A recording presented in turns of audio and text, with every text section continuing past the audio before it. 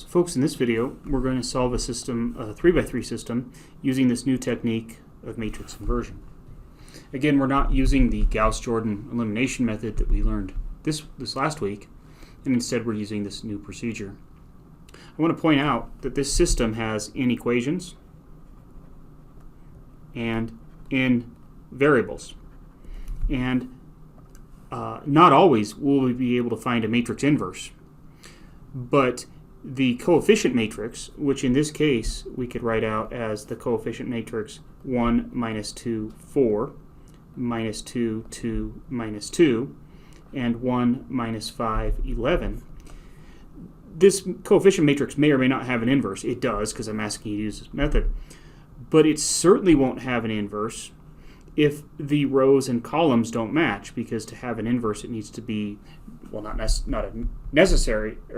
sufficient condition. It must be necessary that it have in equations and in variables, and so it needs to have this be a square matrix. We do have a square matrix here. It is invertible because I've told you it is, or I've told you to use this method.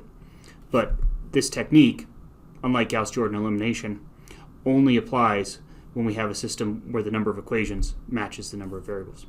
Okay, so what we're going to do here is we're going to solve this system using this technique of matrix inversion, and we're going to do it formally just by manipulating the symbols, and then we'll be left with a multiplication problem at the end.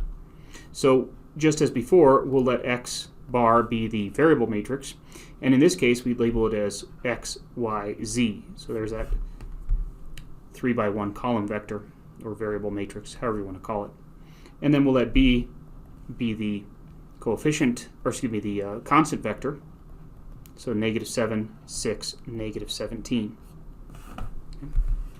So folks, what we can do now is we can say that this system right here, this matrix equation, completely encodes the same information that this system does up here. And you can confirm that. If you were to take on the left-hand side, for example, matrix A and multiply it by matrix X, you would recover, each entry would correspond to the left-hand side of one of those equations, and then you would just equate the right-hand side. So this does contain the same information. Now, in the previous example, we took some time to show the explicit steps for solving this matrix equation. So here, because we've done that, I can jump straight to this statement here that our answer is A inverse times B. So what I'm going to say now is you need to find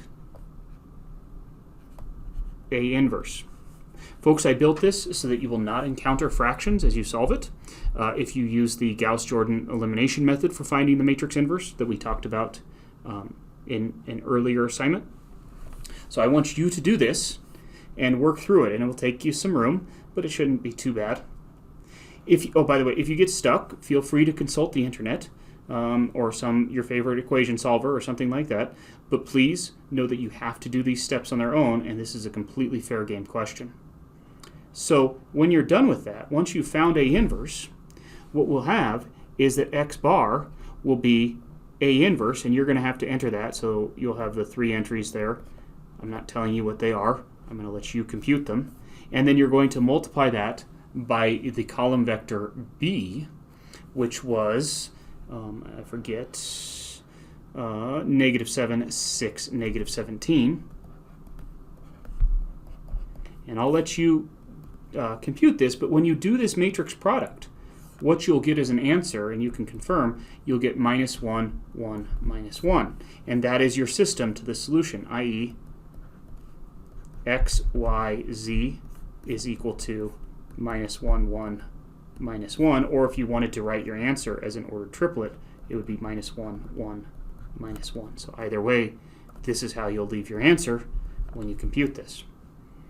So what we've done is we sort of traded off one Gaussian elimination or row reduction for another. You're still going to have to do some work to compute A inverse.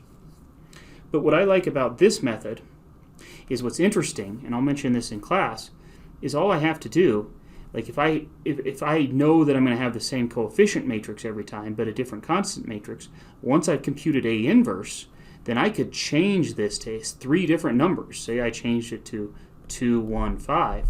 Well, I still would have the same A inverse, and so I could solve this brand new system simply by doing a matrix multiplication problem. I would just replace these 3 numbers, do the new multiplication, and get a new answer. And that greatly simplifies the process if all I'm ever changing is the constants on the right-hand side there. Anyway, folks, I hope you found this video helpful. If you're struggling with this, please let me know. I'd be happy to give some more explanation, and I will see you all next time.